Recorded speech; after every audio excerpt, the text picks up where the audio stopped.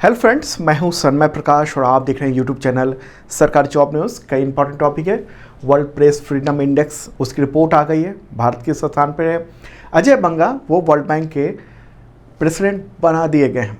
अभी लेटेस्ट जो रिपोर्ट है उसके मुताबिक मैं आपको बता रहा हूँ।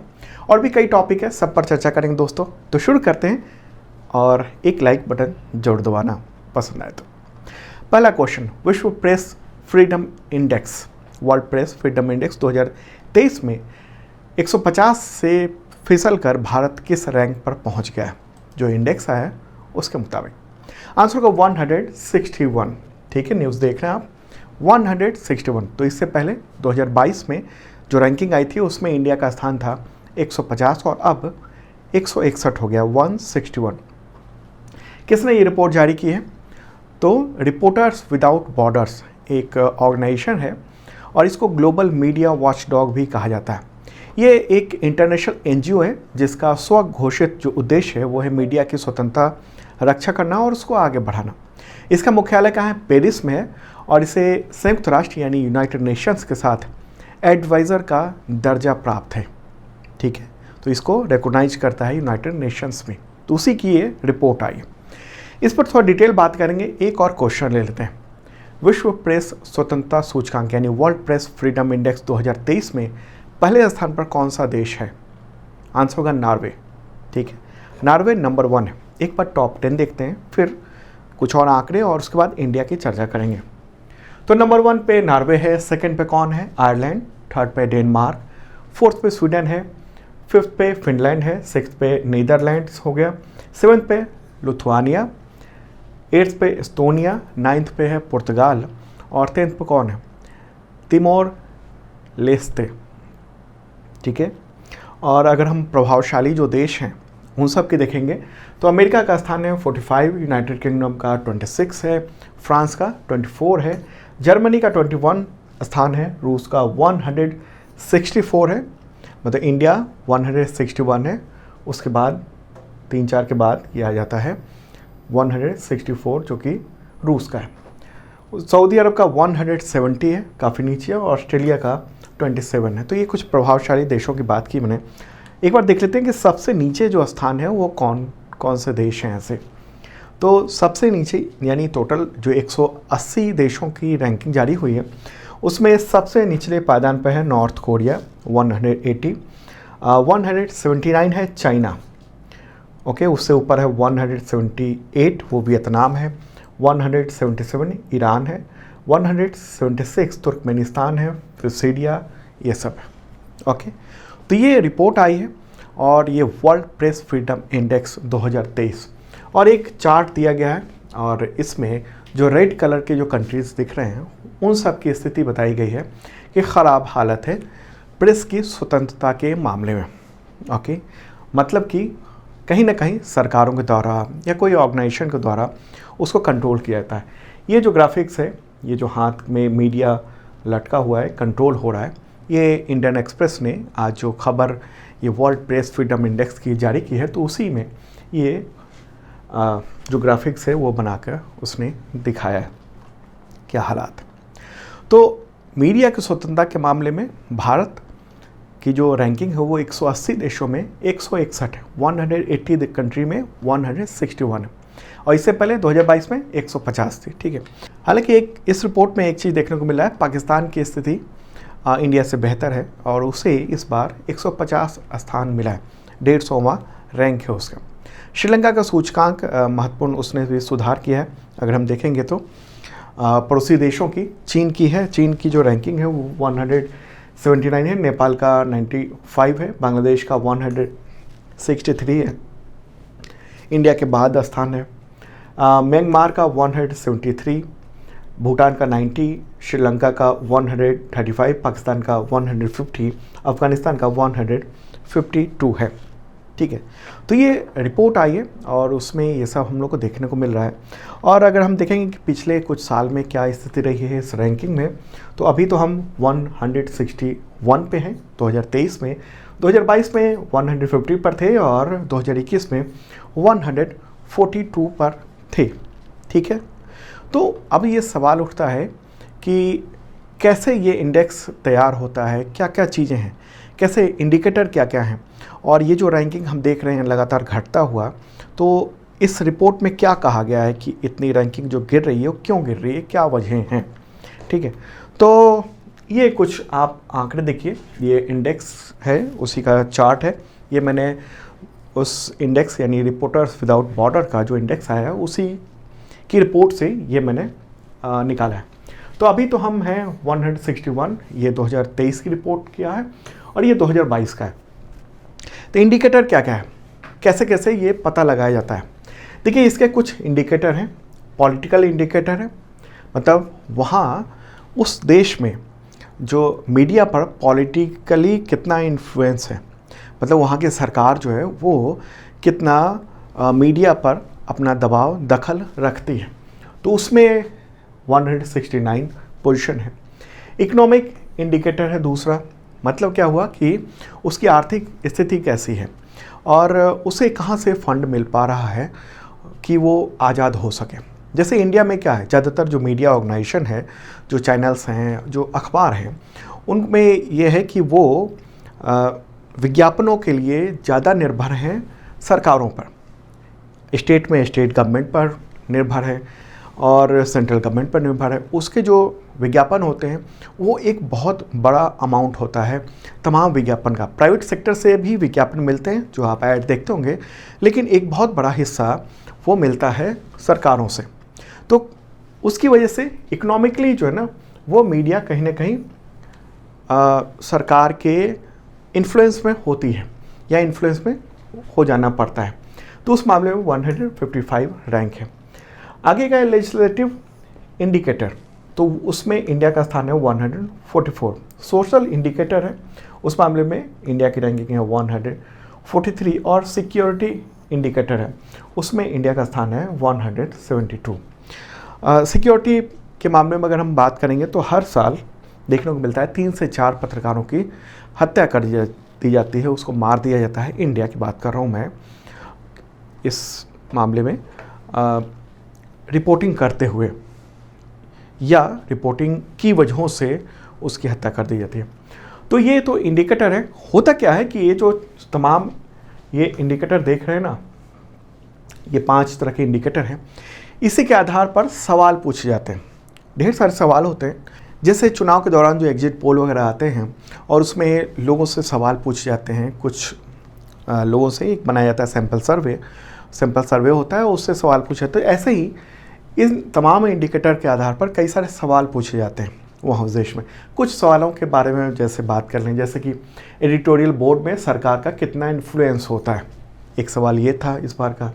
लाइसेंस प्रोसेस कितनी ट्रांसपेरेंट है। लाइसेंस प्रोसेस मतलब कि जैसे चैनलों को जो ओपन करने के लिए उसको लाइसेंस लेना पड़ता है, वो हो गया। सरकार के लिए किस पत्रकार का डिसमिसल कितना आसान है, मतलब सरकार अगर चाह ले किसी पत्रकार को हटा देना तो वो किस तरह से उसका हस्तक्षेप हो सकता है। अगर सरकार को लगता है कि अमुक पत्रकार वो हमारे लिए मतलब हमारे खिलाफ छाप रहा है या हमारे खिलाफ बोल रहा है, तो उसको नौकरी से निकलवा दी जाए। इस मामले को लेकर भी सवाल पूछे गए हैं। इसके अलावा सवाल है, क्या सभी तरह के पॉलिटिकल व्यूज़ को मीडिया में जगह मिलती है। कहीं ऐसा तो नहीं कि किसी पार्टी को बहुत ज़्यादा पॉलिटिकल व्यूज़ के लिए जगह मिल रही है और किसी पार्टी को बहुत कम मिल रही है, क्योंकि उस इवेंट के किसी खास इवेंट के दौरान क्या ऑनर्स यानी मीडिया जो ऑनर्स हैं ऑर्गेनाइजेशन के या पॉलिटिकल अथॉरिटी के हस्तक्षेप के बिना स्वतंत्र रूप से एडिटोरियल बोर्ड सार्वजनिक रूप से अपने ओपिनियन दे रहा है। मतलब कि जो मीडिया ऑर्गेनाइजेशन है, कोई अखबार है, कोई चैनल है, वो अपने मालिक के कहने पर ही सब कुछ कर रहा है या उसकी एडिटोरियल में एक अपनी पॉलिसी भी है। मतलब एडिटोरियल पॉलिसी मतलब उसके जो संपादक गण हैं वो अपने मन से फैसला ले रहे हैं या फिर जो मालिक हैं यानी मालिक को कहीं किसी पॉलिटिकल पार्टी या किसी सरकार के द्वारा कहा जा रहा हो और फिर वो इन्फ्लुएंस होकर यहाँ। ऐसा तो नहीं कि बोर्ड जो एडिटोरियल बोर्ड है वो स्वतंत्र रूप से अपना ओपिनियन नहीं दे सकता है। क्या कोर्ट या अथॉरिटी के ऑर्डर पर डिजिटल मीडिया को जर्नलिस्टिक कंटेंट सेंसर करना पड़ता है। तो ये इस तरह के बहुत सारे सवाल होते हैं और उसी के आधार पर ये तय होता है कि उस देश में मीडिया कितनी स्वतंत्र है। अब इस पर बहुत सारे बहस हो सकते हैं कि हमारी स्थिति इतनी है, पाकिस्तान की स्थिति बेहतर है या अफ़गानिस्तान की स्थिति बेहतर है, लेकिन इस तरह के सवाल पूछे जाते हैं और ये होता है। जैसे इंडिया की जो रैंकिंग है इसमें लगातार देखने को मिल रही है कि गिर रही है। मीडिया की स्वतंत्रता का मतलब क्या हुआ? देखिए, वैसे तो पूर्ण तौर पर अगर संवैधानिक रूप से कहेंगे तो मीडिया को लेकर बहुत ज़्यादा संविधान में उस बात को लेकर, स्वतंत्रता को लेकर कोई ख़ास पॉइंट नहीं दिया गया, लेकिन सुप्रीम कोर्ट के बहुत सारे ऑर्डर हैं और उसके मतलब यही निकलता है कि जो अभिव्यक्ति की स्वतंत्रता है, संविधान में जो बातें हैं अभिव्यक्ति की स्वतंत्रता की, उसी का विस्तार है ये प्रेस की स्वतंत्रता का मामला। ओके, तो प्रेस की स्वतंत्रता का मामला उसी का विस्तार है और हम लोग ये कहीं ना कहीं देखने तो मिलता है। और अगर हम कहेंगे पूरी तरह से क्या आज़ाद है मीडिया, तो वो भी नहीं कह सकते हैं कि भारत में मीडिया पूरी तरह से आज़ाद है। या अगर सवाल हो कि क्या पूरी तरीके से मीडिया जो है वो स्वतंत्र नहीं है, तो ऐसा भी नहीं कह सकते हैं कि पूरी तरह से स्वतंत्र नहीं है। बहुत सारे मीडिया ऑर्गेनाइजेशन हैं जो कि स्वतंत्र हैं और दिखते हैं स्वतंत्र, और बहुत सारे ऐसे भी मीडिया ऑर्गेनाइजेशन हैं जो कि ऐसा लगता है कि वो सरकार की भाषा बोल रहे हैं।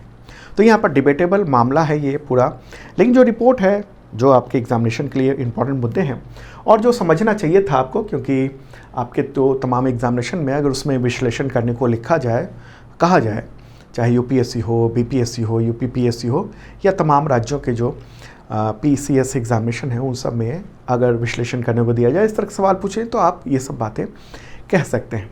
ठीक है, तो ये सब इंडिकेटर्स होते हैं, ये भी ज़रूरी है आपके लिए जानना, और क्या स्थिति है इंडिया की वो भी जानना आपके लिए ज़रूरी है। तमाम जो एसएससी वगैरह के क्वेश्चन होते हैं उसमें तो ये पूछा जा सकता है सीधे कि क्या स्थिति है इंडिया की, ठीक है, रैंकिंग क्या है। और बाकी में पीसीएस और आईएएस वगैरह के एग्जामिनेशन में इसका विश्लेषण पूछा जा सकता है, इसके अंदर की चीज़ें पूछी जा सकती हैं। ठीक है, तो एक महत्वपूर्ण मुद्दा था। अब चलते हैं दोस्तों आगे। पसंद आ रहा हो तो लाइक बटन दबा देना और प्लीज़ शेयर कर दीजिए तमाम मित्रों को। ठीक है, चलिए दोस्तों अब आगे बढ़ते हैं, अगला क्वेश्चन लेते हैं। क्रेमलिन क्या है? क्रेमलिन रूसी राष्ट्रपति का आवास है। तो वहाँ पर 2 ड्रोन हमले हुए और उसके बाद रूस ने पुतिन की हत्या की कोशिश का आरोप किस देश पर लगाया? ये सवाल है। आंसर होगा यूक्रेन। ठीक है, यूक्रेन पर रूस ने ये आरोप लगाया है और न्यूज़ देख रहे हैं आप इंडियन एक्सप्रेस में। क्रेमलिन है क्या? एक बार मैं फ़ोटो दिखा देता हूँ जो हमला हुआ है, और रशियन टीवी के द्वारा ये फुटेज जारी किया गया है ट्वीट पर, जिसको मैं आपको दिखा रहा हूँ। ठीक है, ये इस तरह से यहाँ पर वो ड्रोन टकराने से पहले ही उसे मार दिया गया, ठीक पहले ये बिल्डिंग से जस्ट ऊपर ही उसे ख़त्म कर दिया गया रूस का जो डिफेंस सिस्टम है उसके द्वारा। सवाल है ये क्रेमलिन है क्या? क्रेमलिन जो है ना वो रूस की राजधानी मॉस्को में स्थित एक अत्यधिक सुरक्षित परिसर है और ये रूस के राष्ट्रपति का आधिकारिक आवास है। रूस ने यह आरोप लगाया है कि उसके राष्ट्रपति व्लादिमीर पुतिन के घर पर यूक्रेन ने ड्रोन से हमले की कोशिश की है और पुतिन को मारने की कोशिश की है। रूस ने अपने रडार और ट्रैकिंग सिस्टम से इसका पता लगा लिया और उससे पहले मार दिया। ओके, लेकिन वो तो यहाँ तक पहुँच गया था, ऐसा कहना। अब इसमें क्या है अंदर की बात, क्या ये प्रोपेगेंडा है रूस का या एक्चुअल में सही में ये अटैक हुआ है, इसके बारे में जो मीडिया ऑर्गेनाइजेशन है, जो अगर हम पश्चिमी मीडिया ऑर्गेनाइजेशन की बात करेंगे तो वो कह रहे हैं कि हम इसकी पुष्टि नहीं कर रहे हैं। दूसरी तरफ जो रशियन मीडिया ऑर्गेनाइजेशन है वो कह रहा है कि इस तरीके से जो हमला हुआ और ये देखने को मिल रहा है, वीडियो भी है। अटैक के बाद रूस की तरफ से कहा गया कि हम इसे आतंकी हमला मानते हैं और ये प्रेसिडेंट यानी पुतिन को जान से मारने की साजिश थी। हालांकि पुतिन सुरक्षित हैं और हमले के वक्त वहाँ पर यानी क्रेमलिन में अपने घर पे मौजूद नहीं थे। ठीक है, और ये अटैक जो है ना, उसका कहना है रूस का, कब हुआ अटैक? तो अभी 1-2 दिन पहले ही हुआ अटैक। रूसी सरकार का कहना है कि ये अटैक 9 मई को जो विक्ट्री परेड होती है हर साल, उसको देखते हुए किया गया है। उस दौरान विदेशी मेहमान भी वहाँ मौजूद रहेंगे और रूस के पास इस हमले का जवाब देने का अधिकार है और इसके लिए वह जगह वक्त का चुनाव खुद करेगा, जैसे फिल्मों में डायलॉग होता है। ठीक है, अब सवाल ये है कि यूक्रेन ने क्या कहा है, उसके जो प्रेसिडेंट हैं वोलोदिमीर जेलेंस्की, उसने क्या कहा? तो यूक्रेन का ये कहना है, वोलोदिमीर जेलेंस्की जो प्रेसिडेंट हैं यूक्रेन के, उनका कि जो क्रेमलिन पर ड्रोन अटैक हुआ है वो यूक्रेन ने नहीं किया और उसके पास इस तरह के हमले की काबिलियत नहीं है, यहाँ तक साफ तौर पे कह दिया। और आपको पता होगा कि रूस ने फरवरी 2022 में पिछले साल ही यूक्रेन पर हमला किया था और तब से ये युद्ध चल रहा है। ओके, मुद्दे की बात आप समझ चुके हैं। तो यह सवाल हो सकता है आपसे ये पूछा जाए एग्जामिनेशन में, क्या पूछा जाए, क्रेमलिन है क्या? ठीक है, तो क्या है वो है रूसी प्रेसिडेंट का आधिकारिक आवास। ठीक है, बहुत ही सुरक्षित जगह है और ये जो घटना हो रही है उस रिलेटेड भी कुछ हो सकता है, तो ये आपको ध्यान में रखना है। चलिए दोस्तों, अब आगे बढ़ते हैं और ये महत्वपूर्ण क्वेश्चन है। प्रश्न होगा कि भारतीय मूल के ऐसे पहले व्यक्ति जिन्हें वर्ल्ड बैंक का अध्यक्ष नियुक्त किया गया। आंसर होगा इसका अजय बंगा। ठीक है, भारतीय मूल के पूरा नाम क्या है? अजय पाल सिंह बंगा। और न्यूज़ देख रहे हैं आप, Ajay Banga becomes World Bank chief unopposed. मतलब ये हुआ कि पहले तो अमेरिकी प्रेसिडेंट जो बाइडेन ने फरवरी 2023 में अजय बंगा को वर्ल्ड बैंक के अध्यक्ष के तौर पर नॉमिनेट किया था और अब 3 मई को वर्ल्ड बैंक के एग्जीक्यूटिव डायरेक्टर्स की बोर्ड की मीटिंग हुई और उसमें निर्विरोध उनको अध्यक्ष चुन लिया गया है, अजय बंगा को। तो मतलब आप मान लीजिए कि बन चुके हैं। ठीक है, अजय बंगा आप देख रहे हैं फोटोग्राफ। कैसे चुना जाता है वर्ल्ड बैंक के प्रेसिडेंट को? देखिए, शुरू से ही अमेरिका जो है ना वो वर्ल्ड बैंक का सबसे बड़ा शेयर धारक रहा है, उसका शेयर सबसे ज़्यादा है उसमें, और अध्यक्ष आमतौर पे अमेरिकी होता है।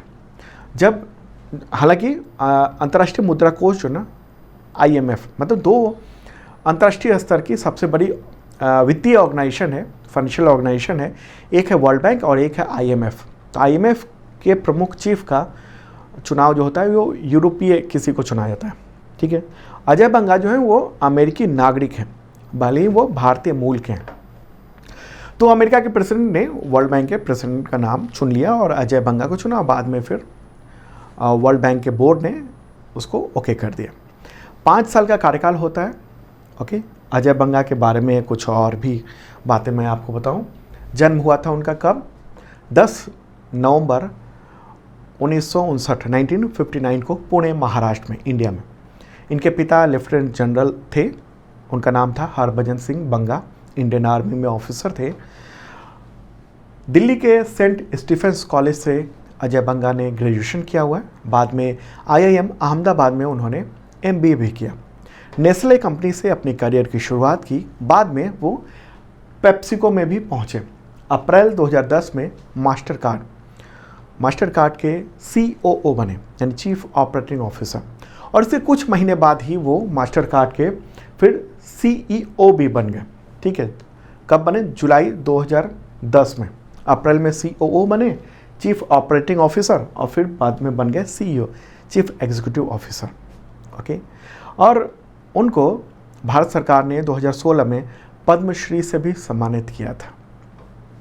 ओके, 2016 में देख रहे हैं आप, जो पूर्व राष्ट्रपति प्रणब मुखर्जी, उन्होंने ये अवार्ड दिया था उनको। तो एक महत्वपूर्ण बात, वर्ल्ड बैंक के चीफ जो हैं वो भारतीय मूल के हैं।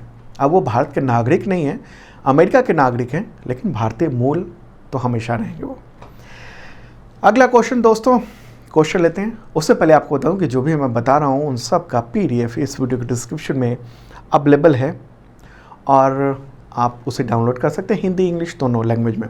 और हाँ, एक मेंबरशिप प्लान भी है आपके एग्जामिनेशन के लिए। इसमें PDF मिलता है करंट अफेयर्स का पिछले 1 साल और अगले 1 साल के हिंदी इंग्लिश दोनों में अब अवेलेबल होने लगा है। साथ में मॉक टेस्ट सीरीज़ इतना तमाम होते हैं, और टेस्ट सीरीज़ जो है ना तमाम कई सारे एग्जामिनेशन के लिए, जो भी आप एग्जामिनेशन दे रहे हैं लगभग सारे टेस्ट सीरीज़ अवेलेबल हैं। तो इस वीडियो के डिस्क्रिप्शन में चेक करें ना, आपके एग्जामिनेशन में बहुत काम आएगा। और हाँ, बहुत सारे लोग ये कमेंट करके पूछते हैं कि अभी बुक चाहिए उनको। तो देखिए भाई साहब, 2022 की बुक वो आउट ऑफ स्टॉक हो चुकी है। बहुत सारे स्टूडेंट, हज़ारों स्टूडेंट ने उस बुक को परचेज किया और वो तो जनवरी में आई थी और अभी मई चल रहा है, तो वो ख़त्म हो चुकी है। ठीक है, आउट ऑफ स्टॉक है। चलिए अब आगे बढ़ते हैं, अगला क्वेश्चन लेते हैं। मध्य एशिया के किस देश में संविधान संशोधन के लिए हुए जनमत संग्रह में भारत के चुनाव आयोग को आमंत्रित किया गया? आंसर होगा उज़्बेकिस्तान, ठीक है। उज़्बेकिस्तान में भारतीय चुनाव आयोग के प्रतिनिधि वहाँ गए थे और ऑब्जर्वर के रूप में गए थे, वहाँ देखने नज़र रखने के लिए गए थे। तो ये जो संविधान संशोधन हुआ, जनमत संग्रह हुआ संविधान संशोधन के लिए, एक बहुत इम्पॉर्टेंट टॉपिक है और इस पर मैं कल के करंट अफेयर्स वीडियो में डिटेल बात करूँगा। ये आपके लिए ज़रूरी है एग्जामिनेशन के लिए, जो इंटरनेशनल रिलेशन है टॉपिक, उसको लेकर ये महत्वपूर्ण बात है। तो कल का जो करंट अफेयर्स होगा, कब का, 5 मई का, तो देखना ज़रूर, कोशिश होगी कि कल मॉर्निंग को ही वीडियो आ जाए। उसमें तमाम बातें करेंगे उसमें, जैसे कि ये जनमत संग्रह जो है यानी संविधान संशोधन क्यों हुआ है, उससे पहले क्या इतिहास रहा है, वर्तमान क्या है और आगे भविष्य में क्या क्या होने की उम्मीद है। संविधान संशोधन में किस किस चीज़ों को चेंज किया गया, तकरीबन 60% संविधान को बदला जाएगा, ठीक है। और राष्ट्रपति का कार्यकाल भी बढ़ाया जा रहा है। इंडिया और उज़्बेकिस्तान के रिश्ते कैसे हैं, कैसा रहा है पहले और अभी क्या है, दोनों देशों के बीच में व्यापार कैसा है, तमाम बातों पर मैप के थ्रू आपको बताएंगे कल। चलिए दोस्तों आगे बढ़ते हैं, अगला क्वेश्चन लेते हैं। अंतर्राष्ट्रीय अग्निशामक दिवस कब मनाया था? International fire fighters day. Answer होगा 4 मई को। ये दिवस उन तमाम जो फायर फाइटर्स हैं, विशेषज्ञ हैं, उनको सम्मान देने के लिए मनाया जाता है, जिन्होंने अपनी जान दी ड्यूटी के दौरान, और जो लोग इसमें काम में लगे हुए हैं। बहुत बड़ी बात, मतलब आग से लोगों को बचाना या संपत्ति को बचाना। अगला क्वेश्चन, कोयला खनिक दिवस यानी कोल माइनर्स डे कब मनाया जाता है? आंसर होगा इसका 4 मई, ठीक है, आज ही के दिन। कोयला खनिक जो हैं, जो खनन करते हैं, उनके प्रयासों को सम्मान देने के लिए ये मनाया जाता है 4 मई को हर साल।